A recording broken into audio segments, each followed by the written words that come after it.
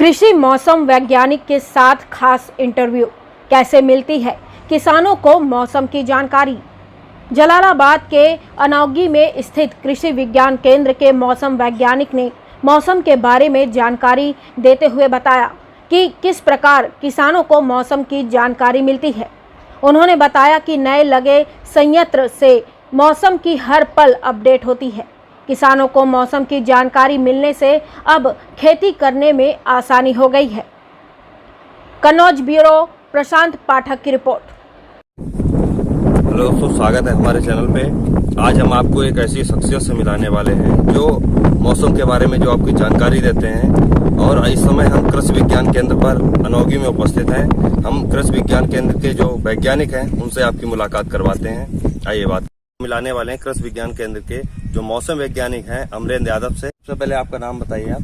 मेरा नाम अमरेंद्र यादव है। हाँ, तो आप यहाँ पे कितने साल से हैं? मैं यहाँ पे 2 साल से हूँ। जुलाई 2019 में मैंने ज्वाइन किया था यहाँ पे। अच्छा। ये जो जगह बोली जाती है कौन सी जगह है? ये कृषि विज्ञान केंद्र कन्नौज है, जिसमें हम ग्रामीण कृषि मौसम सेवा योजना अंतर्गत डिस्ट्रिक्ट एग्रोमेट यूनिट यहाँ पे स्टेब्लिश हुई है, जिसके अंतर्गत हम यहाँ पे कार्य कर रहे हैं। तो आप सबसे पहले ये बताइए कि आपने जो पढ़ाई कंप्लीट किए थे वो कहाँ से कंप्लीट किए थे? मैंने ये जो पढ़ाई कंप्लीट मैंने किया था मास्टर डिग्री यहाँ से नरेंद्र देव एग्रीकल्चर यूनिवर्सिटी है, जो कि अयोध्या में इस समय है।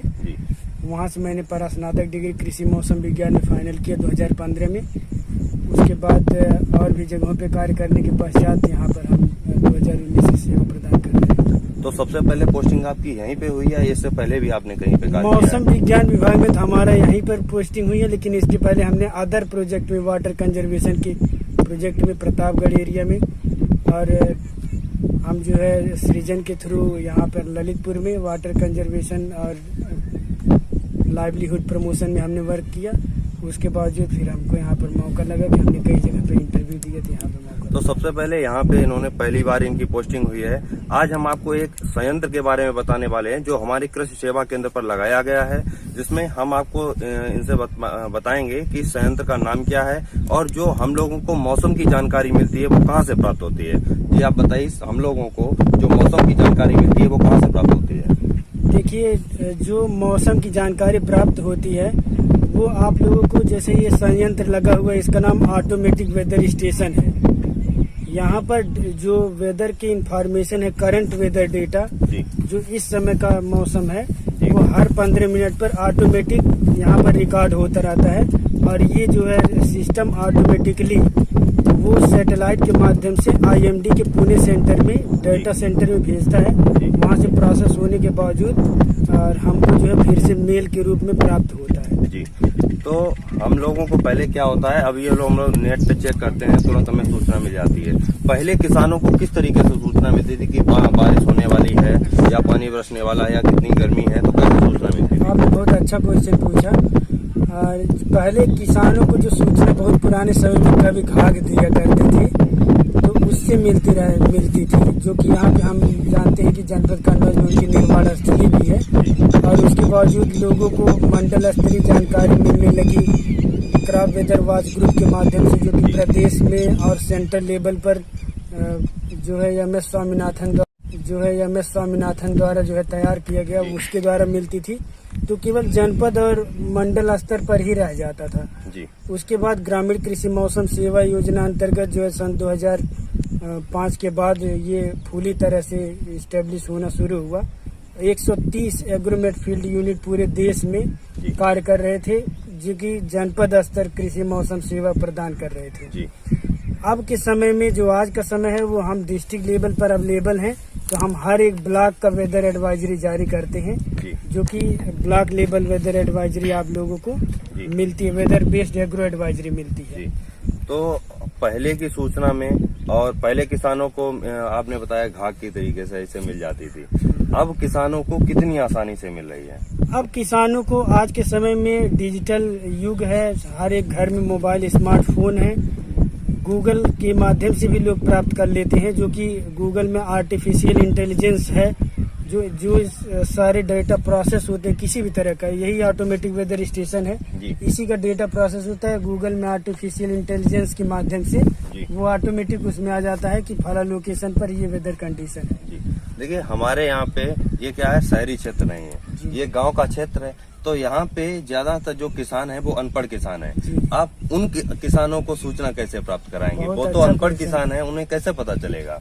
ये माना जाता है कि ग्रामीण स्तर, ग्रामीण लेवल पर यंगस्टर्स जो हमारे युवा साथी हैं, बहुत सारे यंग लड़के जिनके हाथ में स्मार्टफोन आज के समय में काफी धड़ल्ले से दिखता है और वो यूज करते हैं मोबाइल को। और बहुत सारे किसान हैं जो कि हम उनको भेजते हैं और उनके घर के लोगों को जो वेदर की इंफॉर्मेशन और कृषि की जानकारी यहाँ कृषि विज्ञान केंद्र के माध्यम से जाती है, वो उनके मोबाइल पे जाती है। वो हर एक परिवार में किसी न किसी के पास स्मार्टफोन है।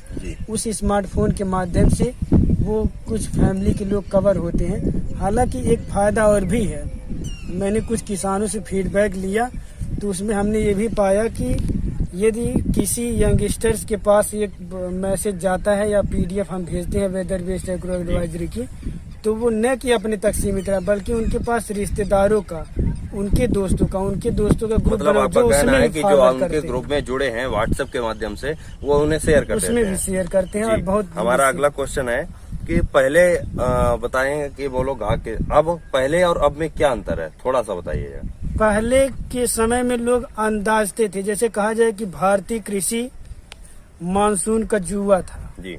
लेकिन अब हम तो नहीं कहेंगे कि भारतीय कृषि मानसून की जुआ है। क्योंकि आज के समय में इंटरनेट से भी कनेक्टेड है। हमारे मेघदूत एप्लीकेशन के भी माध्यम से लोग स्मार्टफोन में डाउनलोड करके लोग एग्रो एडवाइजरी को ऑटोमेटिक सिंक्रोनाइज कर लेते हैं, जिससे उनकी क्रॉप स्पेसिफिक इंफॉर्मेशन मिलती रहती है वेदर बेस्ड। तो ये बेस्ट होता है जी। जैसे अभी आपने नाम लिया है आईएमडी का, तो आईएमडी के बारे में थोड़ा सा बताएंगे आप? आईएमडी 1875 में इस्टेब्लिश हुआ था, जो कि भारत मौसम विज्ञान विभाग इसको हिंदी में कहते हैं जी। इसका एक सेंटर पहले पुणे में स्थापित हुआ, फिर उसके बाद दिल्ली में। लेकिन आज के समय में पुणे का जो सेंटर है वो डेटा प्रोसेसिंग में, और दिल्ली का जो सेंटर है वो भी सैटेलाइट बेस्ड डेटा प्रोसेसिंग में और न्यूमेरिकल वेदर प्रिडिक्शन में काफी सहयोग करते हैं पूरे देश को जी। और एक चीज और मैं मेंशन करना चाहूंगा कि भारत मौसम विज्ञान विभाग जो है पूरे विश्व में जी। और सारे जगहों की जो मौसम विज्ञान विभाग है जी। हम चौथे स्थान पर हैं पूरे विश्व में फोरकास्ट के मामले में, भविष्यवाणी सही होने के मामले में। जबकि और सब चीजों की इसमें लिस्ट में देखी जाए तो भारत का कुछ और ही स्थान है जो काफी अलग है जी। हाँ, तो इसमें जो आपने भेजते हैं, सूचनाएं देते हैं, इससे किसानों को क्या फायदा हुआ है? इससे किसानों को ये फायदा हुआ है, हमने अभी जल्द में ही हर वीक से एवरी वीक में हम फोरकास्ट का उनसे फीडबैक लेते हैं, जो हम फोरकास्ट दिए उससे क्या लाभ हुआ। तो बहुत सारे किसानों ने बताया कि हमारी सिंचाई 3 सिंचाई बच गई। यदि एक सिंचाई का प्राइस जो है जनपद कन्नौज में कुछ किसानों ने बताया, ग्रुप माध्यम से हमने जानकारी लिया, उन्होंने बताया कि 800 रुपए लगते हैं एक सिंचाई में 1 एकड़ खेत में। यदि 3 सिंचाई जिसने बचाया तो 2400 रुपए ऐसे बच गया, जो कि हम ये जानते हैं कि जो किसान सम्मान निधि 2000 रुपए पर क्वार्टरली दिया जाता है, उससे अच्छा है वो पैसा जो है यहीं से ही लोग बचा सकते हैं। फर्टिलाइजर एप्लीकेशन में भी सीड को कौन सी बीज बोए, कितने लॉन्ग ड्यूरेशन की बोए, शॉर्ट ड्यूरेशन की बोए, ये सारी चीज हम इसके माध्यम से डिसाइड करते हैं कि यदि ज्यादा बारिश होने वाली है तो हम बोलते हैं कि लॉन्ग ड्यूरेशन की फसल को बोते हैं किसान, तो उससे उनको सही सटीक जानकारी मिलती है। देखिए अभी ये संयंत्र लगा है, ठीक है।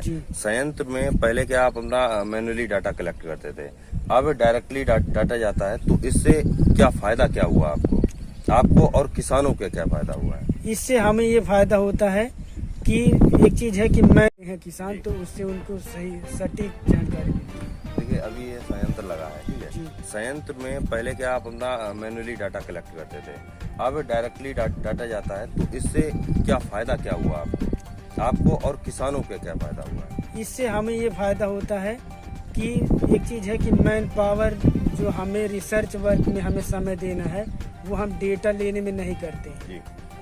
यहाँ डेटा ऑटोमेटिक जाने से वो सारे जगह जैसे कहा जाए रिफ्लेक्टिविटी काफ़ी फास्ट है, जी। जो कि IMD जो भारत मौसम विज्ञान विभाग हमारा सेंटर है वहाँ पर भी पहुँच जाता है। रीजनल मेट्रोलॉजिकल सेंटर लखनऊ है, वहाँ भी पहुँच जाता है, जिससे हमें बार बार मेल करने की आवश्यकता नहीं पड़ती है। वो काफ़ी इजी है। अच्छा। प्रोसेस करने में भी समय लगता अच्छा, है। एक जो बात कि बताइए, आसान- हमने देखा है कोई भी संयंत्र लगता है तो किसानों को नुकसान होता है, तो इससे किसानों को नुकसान हुआ या फायदा हुआ, सिर्फ इतना बताइए। देखिए, इससे किसानों को फायदा हुआ है। जी। नुकसान तो ऑलरेडी वो अपने जो बुद्धि विवेक और जो कुछ जैसे कहा जाए कि लॉन्ग टर्म वेदर डेटा कहीं से प्राप्त करते थे न्यूज़ टेलीविजन के माध्यम से, वो काफ़ी ब्रॉड बहुत बड़े एरिया के लिए हुआ करता था।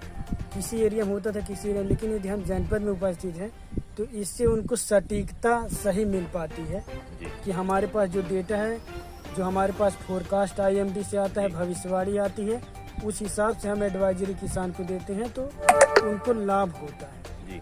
देखिए, आपके पास अगर आप यहाँ पे किसान के क्षेत्र में, तो आप किसान तो जुड़े ही होंगे, मतलब कितने किसान जुड़े हैं और कितने किसानों तक ये सूचना पहुँच जाती है? हमारे पास जो किसान डायरेक्टली जुड़े हुए हैं वो 2500 किसान व्हाट्सएप के माध्यम से जुड़े हुए हैं। जी। टेलीग्राम से भी 1000 लोग जुड़े हुए हैं। जी। फेसबुक के माध्यम से जनपद कन्नौज के अलावा और भी जनपद के लोग जुड़े हुए हैं, लेकिन जनपद कन्नौज का हम एज्यूम करते हैं नॉट लेस देन 500। 500 से ज़्यादा लोग फेसबुक से भी माध्यम से जुड़े हुए हैं। और जो डायरेक्टली किसान जुड़े हुए हैं वो भी किसी लोग जुड़े हुए हैं। हमने फोरकास्ट का कृषि मौसम फोरकास्ट का जो फीडबैक के बारे में हमने बात बार बार की, वो ये है कि उसमें से ही बहुत सारे किसान लोगों को फॉरवर्ड कर रहे हैं, उसकी कैलकुलेशन हमारे पास नहीं है। जी, धन्यवाद। आपने देखा कि जो ये संयंत्र लगा है, इससे किसानों को क्या फायदा हुआ, क्या नुकसान हुआ है। देखते रहिए हमारे साथ।